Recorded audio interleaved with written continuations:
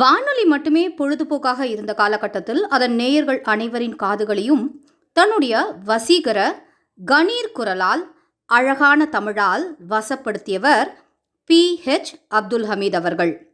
உங்கள் அன்பு அறிவிப்பாளன் என்ற அவர் குரலை கேட்பதற்காகவே இலங்கை வானொலி அலைவரிசைக்கு முன்னால் காத்திருந்தவர்கள் பலர். இலங்கையை பூர்வீகமாக கொண்ட இவர் கொழும்பு சர்வதேச வானொலி நிலையத்தில் அறிவிப்பாளராகவும் அதன் பின்னர் பல்வேறு தமிழ் தொலைக்காட்சிகளிலும் பணியாற்றியுள்ளார்.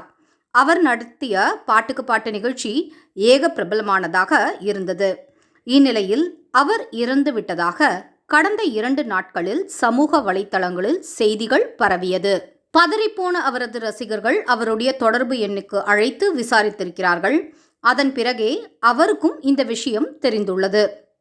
அதிர்ச்சி அடைந்த அவர் இதற்கு விளக்கம் தரும் விதமாக நேற்று ஒரு வீடியோவும் வெளியிட்டுள்ளார்.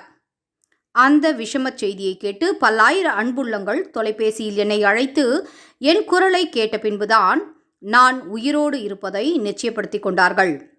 இப்படி செத்து பிழைப்பது எனக்கொன்றும் புதிது கிடையாது. இதோடு 3 முறை எனக்கு இந்த அனுபவம் ஏற்பட்டுள்ளது என்ற வருத்தத்தை அந்த வீடியோவில் பகிர்ந்துள்ளார். மேலும் தொடர்ந்த அவர் 1983ஆம் ஆண்டு இனக்கலவரத்தின் போது என்னையும் என் மனைவியையும் உயிரோடு கொளுத்தி எரித்து விட்டார்கள் என்ற வதந்தி பரவியது. பின்னர் 2 ஆண்டுகளுக்கு முன்பு ஒரு யூடியூப் தளத்தில் பிரபல டிவி தொகுப்பாளர் மரணம், கதறி அழுதது குடும்பம் என்ற என்னை பற்றிய செய்தியை பதிவு செய்திருந்தார்கள்.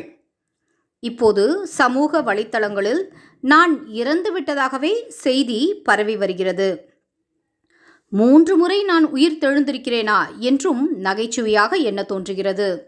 இது எல்லாவற்றையும் தாண்டி எந்த ஒரு ஊடக செய்தியையும் உண்மை என அறிந்த பின்பே வெளியிடும் ஊடக தர்மம் மரித்து விட்டதாகவே பார்க்கிறேன்.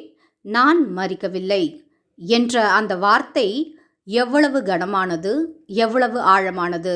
உண்மையில் ஊடகங்கள் ஊனமாக இருப்பது இதன் மூலம் மீண்டும் ஒரு முறை நிரூபணமாகி உள்ளது.